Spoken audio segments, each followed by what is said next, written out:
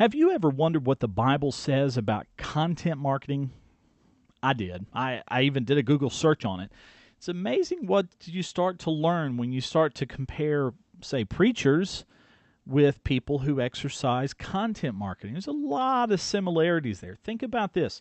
Your preacher gets together and uses God and Jesus Christ and the Bible, all these examples and stories to put together a sermon and preaches it to you and to the members of your congregation every Sunday morning. Isn't that kind of what you're doing with your business, or at least trying to do? You put together a story, you got all this great information about your product or your service, your brand.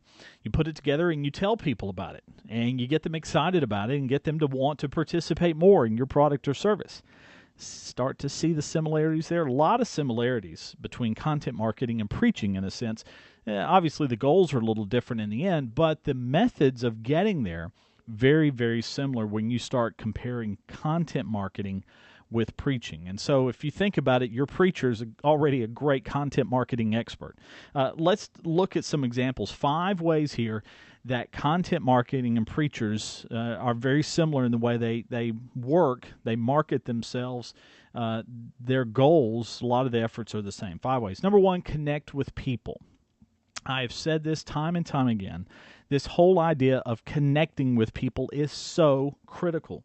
I've wrote to you before about what it takes to write a great story, the idea of creating that memorable moment in the story, entertaining and inform people, making the story useful, and then that call to action. Well, think about what your preacher's doing, using the parables of the Bible, using stories from the Bible, putting maybe some personal life experience into that as well, and then showing you what Jesus said to do in the Bible and the call to action in the end of, well, okay, if you think this is wrong, this is what you need to do to fix your life and go to heaven.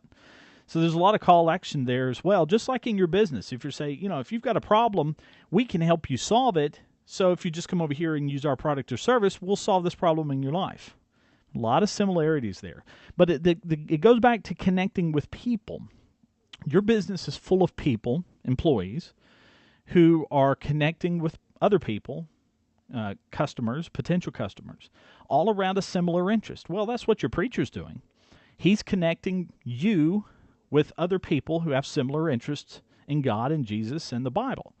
So you've got this connection of people there. So a lot of similarities. Keep that in mind as you start to think about your content marketing strategy. It's about first connecting with people and building that community. And there's a great ways to do that, obviously, but your preacher is already doing that. Number 2, solve their problems, not yours. And we've talked about this before on here, but this underscores it more. Your preacher doesn't get up in the pulpit and talk about his problems. No. He gets up in the pulpit and talks about your problems. Not to be mean, but he's saying, look, if you want to go to heaven and hang out with Jesus, then you're going to have to do this and this and this. This is what the Bible says you must do to go to heaven. So he's talking about your problems, not his. He's talking about your problems. Well, the same way for you and your business. This isn't about that you're struggling financially and that you need more customers. Sure, every business needs more customers.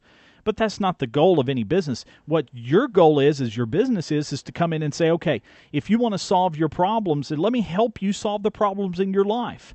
And if you do that, they will reward you with business, and then all of a sudden you're making more money. See the difference there? So it is about solving other people's problems, who in turn will help you solve yours. But it's a lot easier to make that cyclical work if you start focusing on other people first. Number 3, multi-platforms. The really good preachers out there right now are not only delivering great sermons on Sunday, but they're also connecting with people on Facebook and Twitter and other social media platforms. They go and visit people, members and visitors that visit the congregations. Well, the same way for you. You can't just get up and say, hey, I'm selling a great service. I've got a great website. Come buy my product. But then not engage your customers on social media. If you ignore them, they're going to ignore you. So be visible on all these platforms. That whole content wheel strategy that I've talked about before, all the spokes of the wheel, you need to be in as many of those spokes as you can and grow your business. Commitment. I hear this a lot from people say, I'm just too busy. I don't have time. Well, look, your preacher's busy too. He's writing a sermon every week. He's going to visit the sick. He's evangelizing, trying to get more people baptized into Christ and so forth. There's a lot of busy people out there. We're all busy. But are you filling up your day and your time with busy work that's not helping you grow your business? There's a difference between busy and commitment. Are you committed to growing your business? Set a goal every day and then decide what you need to do to achieve that goal. Is your goal to contact 5 potential new clients today? If you're a preacher, is today you're going to create a YouTube video for a sermon? Then do it. But get rid of the busy stuff that's interfering with you being able to do what you need to do. Be committed. Don't just be busy. And then finally, it's a team effort. Let me say this, and I'm going to say this twice because I want you to understand it very clearly. You cannot do this alone. And I'm going to repeat that. You cannot do this alone.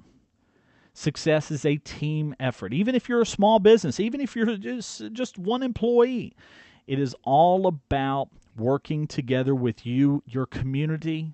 May not be just employees here I'm talking about. I'm talking about the entire community that you've built with customers and potential customers as well.